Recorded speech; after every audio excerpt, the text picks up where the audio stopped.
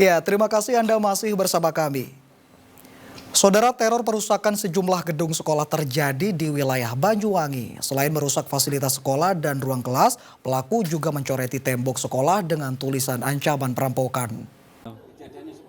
Salah satu pintu di gedung SDN 3 Kedung Ringin, Kecamatan Muncar, Banyuwangi pecah. Tak hanya itu, isi ruang kelas berantakan. Selain kelas itu, ada sejumlah ruangan lain yang dirusak serta diacak-acak seluruh isi ruangannya. Selain merusak, pelaku juga mencoreti dinding sekolah dengan ancaman perampokan. Selain di SDN 3 Kedung Ringin, sejumlah SD, negeri, dan sekolah taman kanak-kanak di Kecamatan Muncar pernah diteror dengan aksi serupa. Diduga perusakan terjadi saat dini hari. Meski dirusak dan ditulisi ancaman perampokan, tidak ada barang berharga milik sekolah yang hilang. Pelaku hanya mengambil uang tabungan harian siswa yang jumlahnya kurang dari Rp100.000.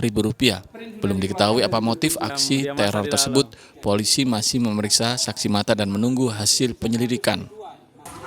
Itu kaca itu dijebol, pakai rejeng itu, batu rejeng besar di rejeng cor-coran itu seperti cor itu, dilemparkan ke dalam, pecah pintunya yang sebelah kanan, jebol, rusak, terus ada perusakan di dalam, menggeledah apa nggak tahu, terus ke ruangan saya, buka jendela, terus lari mengalih ke tempat ruang perpustakaan musola.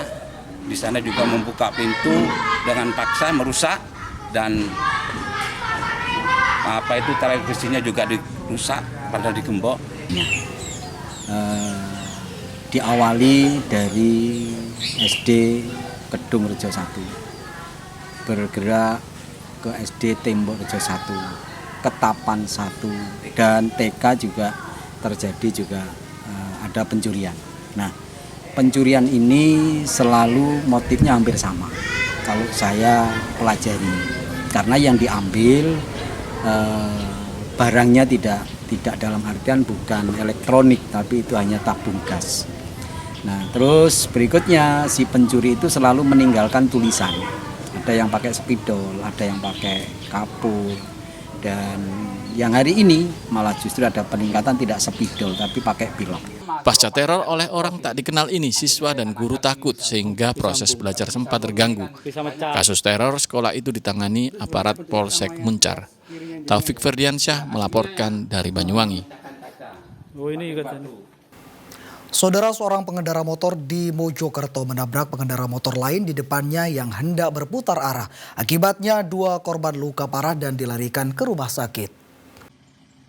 Kecelakaan lalu lintas melibatkan 2 pengendara sepeda motor terjadi di Jalan Desa Wonoploso, Kecamatan Gondang, Mojokerto, Selasa siang.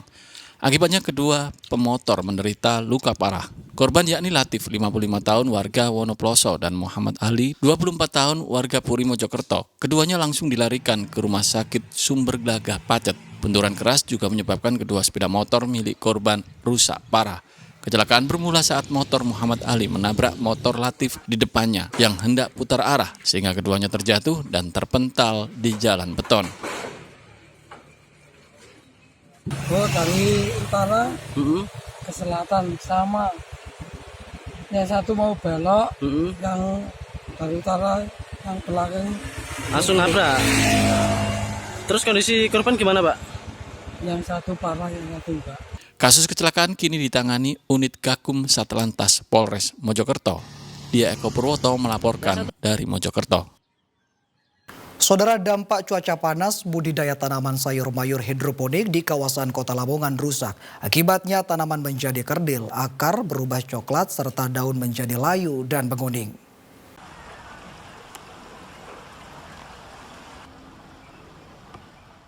Budidaya tanaman sayur mayur hidroponik yang berada di kawasan Kota Lamongan terdampak cuaca panas. Akibatnya sayur mayur jenis pakcoy, selada, sawi, bayam, hingga kangkung rusak. Tanaman menjadi kerdil, akar berubah coklat, serta daun menjadi layu dan menguning. Selain itu, tanaman sayuran juga diserang hama trips, sehingga daun terkena bintik-bintik kuning dan tak layak dikonsumsi.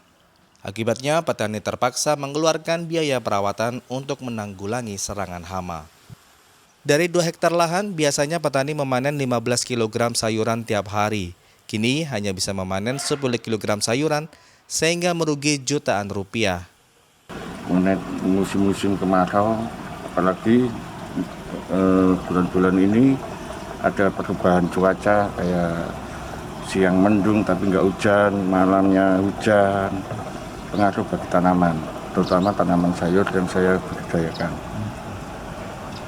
Untuk mengatasi itu, Nah, saya cara mengatasi kalau siang itu saya semprot air biasa, pertama untuk meningkatkan kelembapan sama memberantas hama di musim kemarau. berarti ada biaya tambahan untuk instalasi spray itu. Iya, biaya tambahan untuk instalasi spray, terus tambahan biaya air. Petani sayuran hidroponik hanya bisa berharap agar hujan segera turun sehingga tanamannya tumbuh normal. Sapari Ranwijaya melaporkan dari Lamongan. Ya, saudara, informasi tadi sekaligus mengakhiri kebersamaan kita di Liputan 6 Daerah Jawa Timur hari ini. Atas nama seluruh kru yang bertugas, saya Imam Fawaid mengucapkan terima kasih atas perhatian Anda, selamat beraktivitas dan salam SCTV.